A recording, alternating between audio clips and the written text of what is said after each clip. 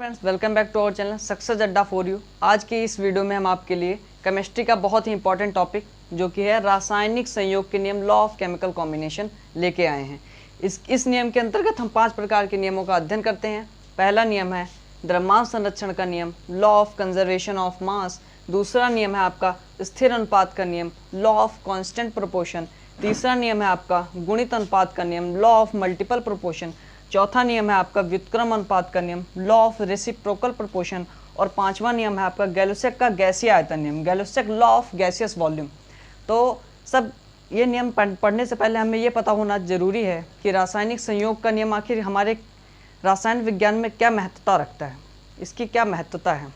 तो 18वीं सदी में जब वैज्ञानिकों ने अपने तत्वों का जो है मात्रात्मक अध्ययन करना शुरू किया तो उन्होंने कुछ नियम प्रतिपादित किए जो कि रासायनिक संयोग के नियम के रूप में आज हमारी केमिस्ट्री में जाने जाते हैं।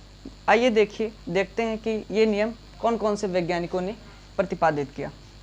तो देखते हैं द्रव्यमान संरक्षण का नियम, law of conservation of mass. तो ये आपके रसायन विज्ञान के जो पिता हैं लेवोसिए, कौन है? लेवोसिए, उन्होंने प्रतिपादित किया था।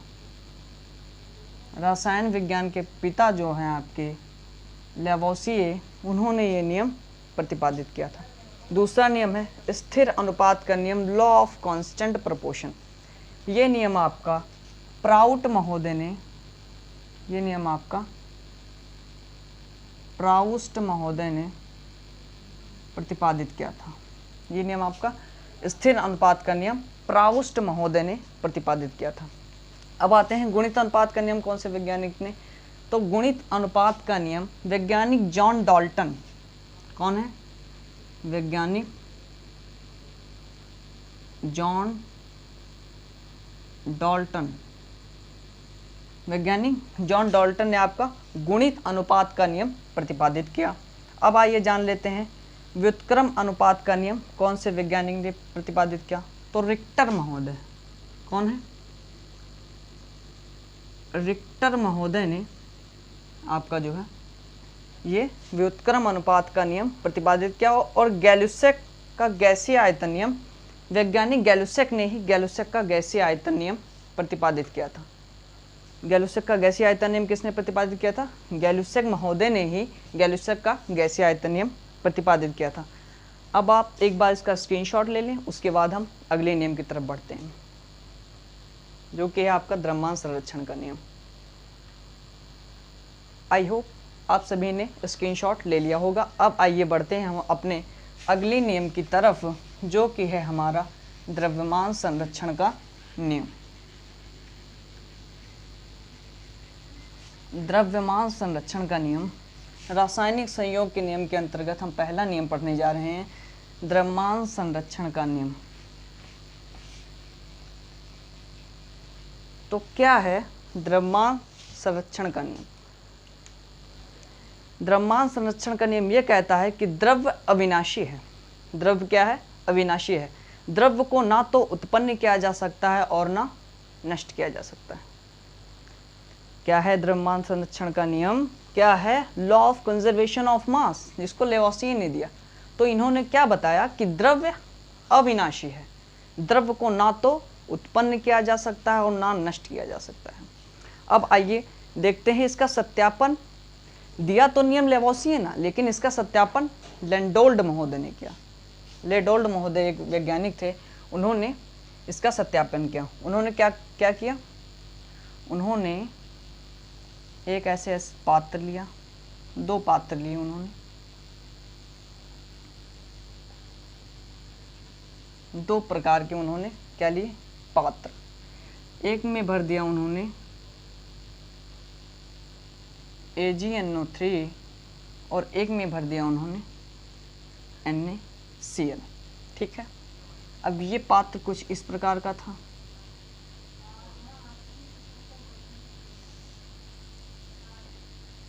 ये पात्र कुछ इस प्रकार का था।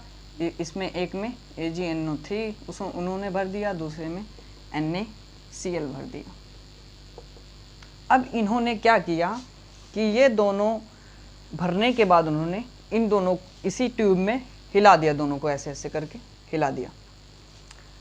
अब जब इन्होंने आपस में रिएक्शन किया, इन्होंने ये हिलाने से पहले भी इन्होंने इसका वेट किया था, जो भी वेट रहा हो उन्होंने इसका वेट किया। उसके बाद जब इन्होंने देखा कि अभिक्रिया ये इस प्रकार करते हैं, AgNO3 plus NaCl gives out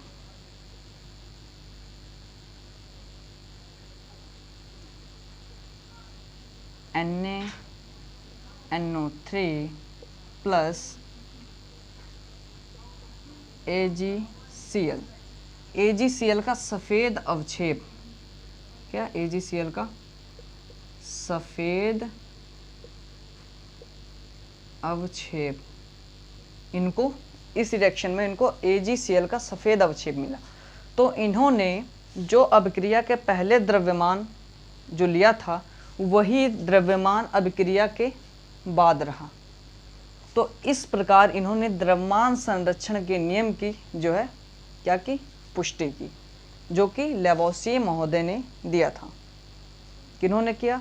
लेडोल्ड महोदय थे, उन्होंने एक पात्र में लिया AgNO3, एक पात्र में लिया NaCl, उन्होंने दोनों को ऐसे मिक्स कर दिया, इसी ट्यूब में हिलाया। उसके पहले वेट क्या हुआ था, जो वेट उसके पहले था वही वेट उनका रिएक्शन के बाद आया। तो इससे इन्होंने प्रूव कर दिया कि द्रव्यमान संरक्षण का नियम में जो है द्रव अविनाशी है, द्रव को ना तो उत्पन्न किया जा सकता है और ना ही नष्ट किया जा सकता है। अब देखिए, ये जो द्रव्यमान संरक्षण का नियम है ये आपकी नाभिकीय अभिक्रियाओं में नहीं लागू होता। नाभिकीय अभिक्रियाओं में क्या होता है कि वो जब रिएक्शन करते हैं तो उसमें कुछ ऊर्जा निकल जाती है, जिसके कारण द्रव्यमान में क्षति होती है। तो उस नियम पे ये नियम उस पे लागू नहीं होता। बाकी ये नियम इन्होंने इस प्रकार प्रतिपादित किया, मतलब इस प्रकार प्रूव किया। अब आप इसका स्क्रीनशॉट ले लीजिए, उसके बाद हम अगले नियम की तरफ बढ़ते हैं। तो इसी कड़ी को आगे रखते हुए, जारी रखते हुए हम दूसरे नियम की तरफ अपने बढ़ते हैं, जो कि है आपका स्थिर अनुपात का नियम, लॉ ऑफ कांस्टेंट प्रोपोर्शन। तो क्या है आपका स्थिर अनुपात का नियम? तो ये नियम बताता है प्रत्येक रासायनिक यौगिक, चाहे वे किसी भी विधि द्वारा बनाया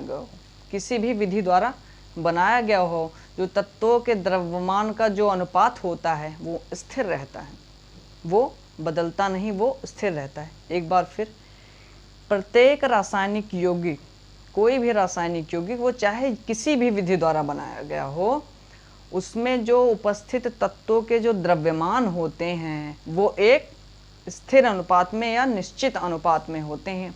अब कैसे स्थिर अनुपात या निश्चित अनुपात में होते हैं? जैसे मान लीजिए कि आपने अपने घर में नलके का पानी लिया, नलके का क्या लिया? पानी लिया। तो नलके का पानी का सूत्र क्या होगा? H2O। वही आप जाके अमेरिका से पानी लेके आइए, लंदन से पानी लेके आइए, यूरोप से पानी लेके आइए, उसका सूत्र क्या होगा? उसका सूत्र भी H2O होगा, उसका सूत्र भी H2O होगा। तो आइए देखते हैं रिएक्शन द्वारा किस तरह इसको प्रूव करते हैं। जैसे देखिए, कार्बन डाइऑक्साइड बनाने की दो विधियां हैं। पहली विधि जो है CaCO3, कैल्शियम कार्बोनेट को जब जलाया जाता है तो चूना CaO प्लस CO2 गैस मुक्त होती है। ठीक है, अब देखिए ये तो पहली विधि हो गई आपकी। अब इसकी दूसरी विधि क्या है? दूसरी विधि इसकी ये है, सेकंड,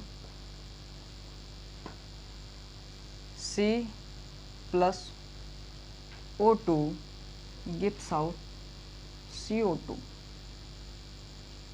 अब देखिए, C प्लस O2 हमने दो प्रकार से इसका निर्माण किया। कार्बन डाइऑक्साइड का हमने पहले कैल्शियम कार्बोनेट को जला के क्या बना? चूना बना और कार्बन डाइऑक्साइड बनी, और इसमें कार्बन और ऑक्सीजन की अपक्रिया कराई तो कार्बन डाइऑक्साइड बनी। अब देखिए, कार्बन डाइऑक्साइड यहाँ भी बन रही है, कार्बन डाइऑक्साइड यहाँ भी बन रही है। दो विधियों से हमने कार्बन डाइऑक्साइड का निर्माण कर दिया।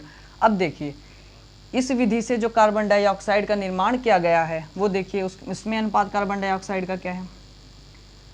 तो कार्बन देखिए, कार्बन का कितना होता है परमाणु द्रव्यमान 12, ऑक्सीजन का कितना होता है, एक का होता है 16, तो 2 टाइम्स है, तो 2 से गुणा कर देंगे, 16 दूना 32 हो जाएगी। ठीक है, अब इसको आप सॉल्व कर लीजिए। 4 3 जा 4 8 जा, इतना हो गया। ठीक है, इतना हो गया 3:8। ठीक है, अब इसका देखिए, इसका भी रेशियो क्या आएगा, ये भी उसी रेशियो में है 32, 3:8 आया। तो आपने देखा कि हमने कार्बन डाइऑक्साइड का जो है 2 विधियों से निर्माण किया, लेकिन उनका जो अनुपात है वो दोनों में जो है वो निश्चित है। 3:3 का रेशियो यहाँ भी है और 3:8 यहाँ भी है। तो ये स्थिर अनुपात के नियम की आपकी इस रिएक्शन से पुष्टि होती है। अब देखिए, नमक आप चाहे जहाँ से भी लाइए, चाहे जहाँ से आप नमक लाएंगे, उसका सूत्र क्या होगा, NaCl ही होगा, उसका अनुपात निश्चित ही होगा। तो इस प्रकार आपके स्थिर अनुपात के नियम की पुष्टि होती है, जो कि आपके प्राउस्ट महोदय ने दिया था। अब आप इस रिएक्शन का स्क्रीनशॉट ले लीजिए, हम अगले नियम की तरफ आपके बढ़ते हैं। आई होप आपने स्क्रीनशॉट ले लिया होगा। आइए हम बढ़ते हैं आपके अगले नियम की तरफ, जो है आपका गुणित अनुपात का नियम, लॉ ऑफ मल्टीपल प्रोपोर्शन। तो आइए जानते हैं लॉ ऑफ मल्टीपल प्रोपोर्शन क्या होता है। जब 2 तत्व परस्पर संयोग करके 2 या 2 से अधिक यौगिकों का निर्माण करते हैं, जब 2 तत्व परस्पर संयोग करके 1 से अधिक यौगिकों का निर्माण करते हैं, तो एक तत्व के निश्चित द्रव्यमान से संयोग करने वाले दूसरे तत्व में सरल गुणित अनुपात होता है। क्या होता है, सरल गुणित अनुपात होता है। एक बार और सुनिए कि जब 2 तत्व परस्पर संयोग करके 1 से अधिक यौगिकों का निर्माण करते हैं, तो एक तत्व के निश्चित द्रव्यमान से संयोग करने वाले दूसरे तत्व में, एक तत्व के निश्चित द्रव्यमान से संयोग करने वाले दूसरे तत्व में क्या होता है, सरल गुणित अनुपात होता है। आइए देखते हैं किस प्रकार सरल गुणित अनुपात होता है। देखिए, हमने लिया एक आपका कार्बन तत्व, दूसरा लिया हमने ऑक्सीजन तत्व। ठीक है, अब इन्होंने आपस में रिएक्शन किया, कार्बन और ऑक्सीजन ने आपस में क्या किया, रिएक्शन किया। तो इन्होंने क्या बनाया, कार्बन मोनोऑक्साइड और कार्बन डाइऑक्साइड। ठीक है, कार्बन मोनोऑक्साइड बनाया, कार्बन डाइऑक्साइड। अब नियम हमारा क्या कहता है, जब 2 तत्व परस्पर संयोग करके 1 से अधिक, तो 1 से अधिक यौगिकों का निर्माण करते हैं, तो एक तत्व के निश्चित द्रव्यमान, देखिए निश्चित द्रव्यमान कैसे हम देखते हैं, जैसे कार्बन का द्रव्यमान कितना होता है, द्रव्यमान संख्या 12 होती है, 12:16, और यहाँ भी क्या हो जाएगा 12:32, 12:32। तो अब देखिए, जब 2 तत्व परस्पर संयोग करके 1 से अधिक यौगिकों का निर्माण करते हैं, तो एक तत्व क्या है आपका, कार्बन है आपका एक तत्व। तो एक तत्व के निश्चित द्रव्यमानों से, एक तत्व का निश्चित द्रव्यमान क्या है, कार्बन का निश्चित ही तो है, दोनों में देखिए 12-12 है। तो एक तत्व के निश्चित द्रव्यमानों से संयोग करने वाले दूसरे तत्वों में, देखो दूसरे तत्व कौन कौन से हैं, ऑक्सीजन ही है दोनों। इसमें क्या होता है, सरल गुणित अनुपात होता है। एक तत्व के निश्चित द्रव्यमान से संयोग करने वाले दूसरे तत्व में सरल गुणित अनुपात होता है। देखिए कैसे, अब इसका जब इन दोनों का आप रेशियो जब निकालेंगे तो क्या आएगा, 16:32 है, तो 1:2 का रेशियो आ रहा है, जो कि एक सरल गुणित अनुपात है, जो कि गुणित अनुपात है। ठीक है, सरल गुणित अनुपात है। अब देखिए, ये तो हो गया। एक बार और अगर आपको ना समझ में आया हो तो हम दूसरा रिएक्शन आपको लिख के देते हैं, जो कि हाइड्रोजन, जिसमें हम हाइड्रोजन लेंगे और ऑक्सीजन लेंगे। देखिए कैसे, ये मान लीजिए हाइड्रोजन है, ये है आपका ऑक्सीजन, 2 तत्व मिले, इन्होंने 2 से अधिक यौगिकों का निर्माण किया। एक से अधिक यौगिकों का निर्माण किया। पहला बनाया इन्होंने जल H2O, दूसरा H2O2, दूसरा क्या बनाया H2O2। अब देखिए हमारी परिभाषा क्या कहती है, जब 2 तत्व परस्पर संयोग करके 2 या 2 से अधिक यौगिकों का निर्माण करते हैं तो एक तत्व के निश्चित द्रव्यमान, इसमें निश्चित द्रव्यमान क्या है 2:16 एंड 2:32। देखिए 2 यौगिकों का निर्माण किया, इसमें 2:16 है, 2:32 है। अब फिर से एक बार परिभाषा समझिए कि जब 2 तत्व परस्पर संयोग करके एक से अधिक यौगिकों का निर्माण करते हैं तो एक तत्व का निश्चित द्रव्यमान क्या है, एक तत्व का निश्चित H2 का देखिए द्रव्यमान चेंज हो रहा है, दोनों में कहीं नहीं चेंज हो रहा है।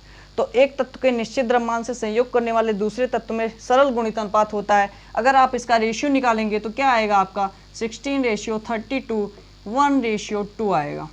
क्या आएगा 1:2 आएगा, जो कि आपका सरल गुणित अनुपात है। क्या है आपका सरल गुणित अनुपात है।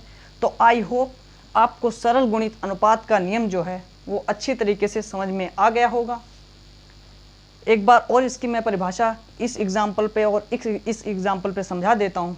देखिए जब 2 तत्व, बहुत ही कॉम्प्लेक्स है ये नियम, बहुत ही कॉम्प्लेक्स नियम है, समझ लीजिए तो बहुत ही आपके काम आएगा अगली कक्षाओं में। जब 2 तत्व परस्पर संयोग करके 2 या 2 से अधिक यौगिकों का निर्माण करते हैं तो एक तत्व के निश्चित द्रव्यमान, कार्बन के क्या है निश्चित द्रव्यमान क्या है 12, एक तत्व के निश्चित द्रव्यमान से संयोग करने वाले दूसरे तत्व में सरल गुणित अनुपात होता है 1:2 है। इसका मतलब सरल गुणित अनुपात है। इसमें भी वही नियम है कि जब 2 तत्व परस्पर संयोग करके 2 या 2 से अधिक यौगिकों का निर्माण करते हैं तो एक तत्व के निश्चित द्रव्यमान से संयोग करने वाले दूसरे तत्व में सरल गुणित अनुपात होता है। देखिए दोनों रिएक्शन में रेशियो 1:2 आ रहा है, जो कि एक सरल गुणित अनुपात है। समझ में आ रहा है ना, बहुत तगड़ा कॉन्सेप्ट देंगे आपको, पढ़ते रहिए सिर्फ हमारे सक्सेस अड्डा पे। इतना तगड़ा कॉन्सेप्ट देंगे कि आज तक यूट्यूब का इतिहास बदल देंगे। यूट्यूब के इतिहास में आपको ऐसा कंटेंट कहीं नहीं मिलेगा। आप हमारे चैनल को देखते रहिए। अगला जो 2 नियम हमें रासायनिक संयोग के नियम में बचे हुए हैं उन नियमों का अध्ययन हम अगले आपके लेक्चर में करेंगे। तब तक के लिए हमारी वीडियो को शेयर कीजिए, कमेंट कीजिए, सब्सक्राइब कीजिए और हमारे चैनल को बहुत सारा प्यार दीजिए। जय हिंद, जय भारत। आपका दिन शुभ हो।